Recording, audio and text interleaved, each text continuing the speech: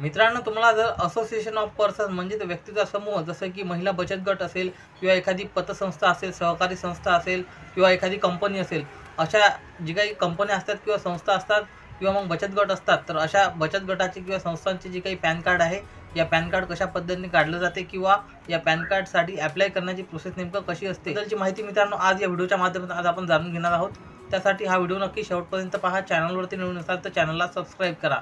नमस्कार, मी धीरज अंकुशकर आणि तुम्ही पाहतात समर्थ ऑनलाईन. सीएससीच्या माध्यमातून सध्या इंडिव्हिज्युअलचं जे काही पॅन कार्ड आहे ते निघते, परंतु तर मित्रांनो जे काही आपण असोसिएशन ऑफ पर्सन म्हणतो, जसे की बचत गट असेल, महिला पतसंस्था असेल किंवा एखादी सहकारी संस्था असेल, कंपनी असेल, तर यांचं पॅन कार्ड काढायचं असेल तर तुम्हाला जे काही NSDL किंवा प्रोटीन आपण ज्याला म्हणतो आधीचं NSDL त्या वेबसाईटवर जाऊनच तुम्हाला जी काही पॅन कार्डची रिक्वेस्ट आहे टाकावी लागते.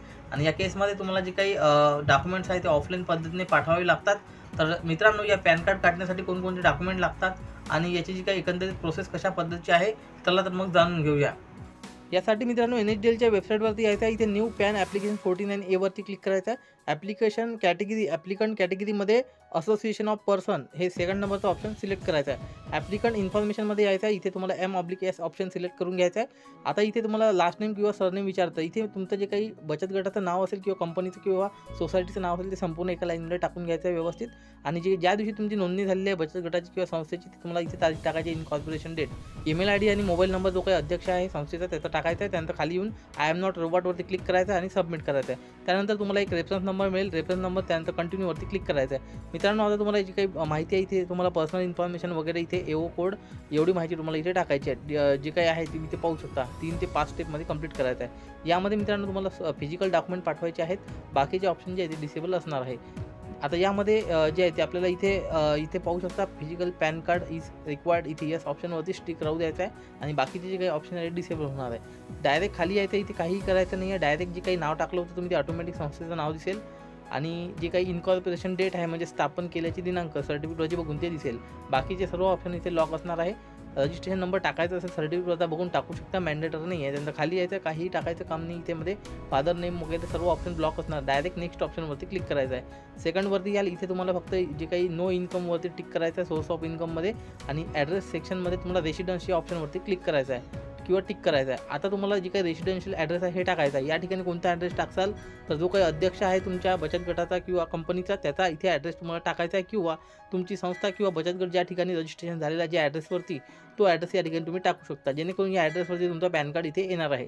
अशा पद्धतीने मित्रांनो जे काही तुमचं कंट्री, डिस्ट्रिक्ट आणि स्टेट सर्व माहिती रेसिडेन्शियल ॲड्रेसची भरून घ्यायची आहे. त्यानंतर खाली इथे आल्याच्यानंतर ऑफिस ॲड्रेस विचारेल तर हे नाही भरला तरी चालेल. त्यानंतर टेलिफोन नंबरमध्ये तुमचं इथे जे आहे ते आपलं कंट्री सिलेक्ट करून घ्यायची आहे इंडिया आणि तुमचा मोबाईल नंबर ऑटोमॅटिक येऊन जाईल. सुरुवातीला टाकला ते अध्यक्षाचा ईमेल ID सुद्धा येऊन जाईल.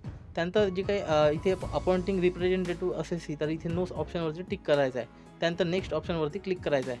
त्यानंतर नेक्स्टवरती आता AO कोड आपल्याला इथे टाकायचा आहे. AO कोड टाकत असताना इथे इंडियन सिटीजन सिलेक्ट करायचं आहे. इंडिया जे काही आपलं आहे कंट्री ते सिलेक्ट करून घ्यायचे आहे.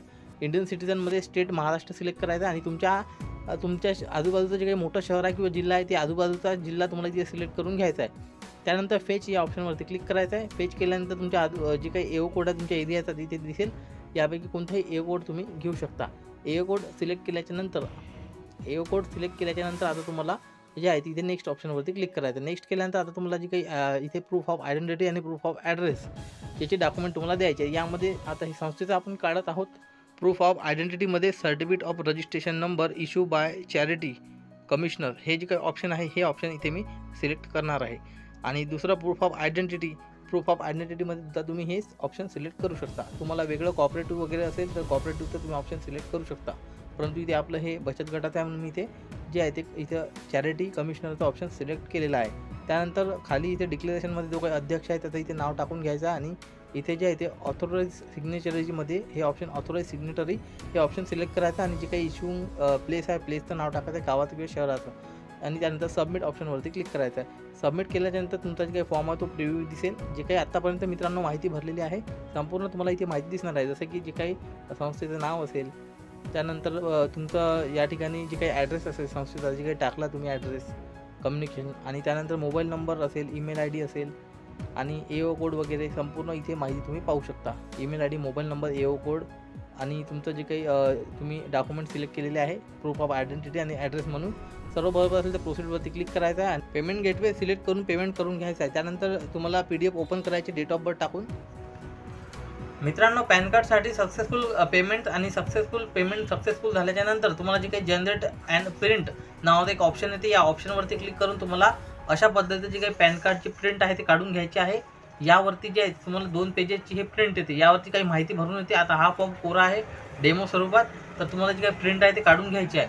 ते प्रिंट काढल्याच्या नंतर मित्रांनो तुम्हाला यामध्ये जे काही सहीचं ऑप्शन आहे, काही पेज आहे मित्रांनो, हे जे काही पहिलं पेज आहे, या पेजच्या राईट साईडला जे आहे ते फोटोचा इथे बॉक्स आहे आणि त्याच्या खाली जे आहे ते सिग्नेचरसाठी इथे ऑप्शन आहे आणि त्याच्या खाली जे काही सिग्नेचरसाठी ऑप्शन येते, या सिग्नेचरच्या ऑप्शनमध्ये तुम्हाला जे काही तुमचे बचत गट असेल किंवा एखादी संस्था असेल, कंपनी असेल, त्याचा तुम्हाला इथे शिक्का करायचा आहे, शिक्का उमटवायचा आहे आणि त्याच्यावर जो काही अध्यक्ष असेल कंपनीचा किंवा बचत गटाचा त्याची तुम्हाला सही करायची आहे. सेम तशाच पद्धतीने खाली अशाच पद्धतीने मित्रांनो जे काही दुसरं पेज आहे याच्यावरती सुद्धा तुम्हाला जी काही बचत गट असेल किंवा मग तुमची संस्था असेल, कंपनी असेल, त्याचा तुम्हाला शिक्का इथे उमटवायचा आहे आणि तिचे जे काही अध्यक्ष आहे त्याची तुम्हाला सही करायची आहे. अशा पद्धतीने सही आणि जे काही शिक्का उमटवणं झाला, हे 2 पेजेसचा फॉर्म, यासोबत जे काही तुमचे नोंदणी प्रमाणपत्र असेल, रजिस्ट्रेशन सर्टिफिकेट संस्थेचं किंवा बचत गटाचं ते सर्टिफिकेट आणि जो काही अध्यक्ष आहे त्याचा आधार कार्ड इत्यादी डॉक्युमेंट तुम्हाला संपूर्ण एका लिफाफ्यामध्ये बंद करायचे आणि स्पीड पोस्ट करा. पद्धतीने मित्रांनो 2 जे काही पेजेसचे फॉर्म, त्यानंतर आवश्यक डॉक्युमेंट आता जे सांगितले मी ते सर्व एका लिफाफ्यामध्ये तुम्हाला बंद करायचे आहेत आणि पोस्ट ऑफिसच्या माध्यमातून स्पीड पोस्टने जे आहे ते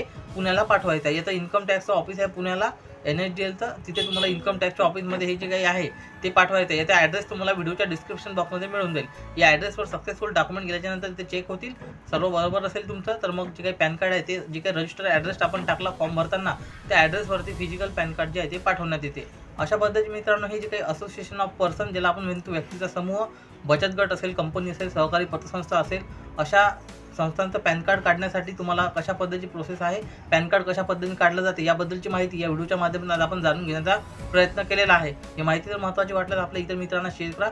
धन्यवाद संपूर्ण व्हिडिओ पाहिल्याबद्दल. जय हिंद, जय महाराष्ट्र. पुन्हा भेटू अशाच महत्त्वपूर्ण व्हिडिओमध्ये. धन्यवाद.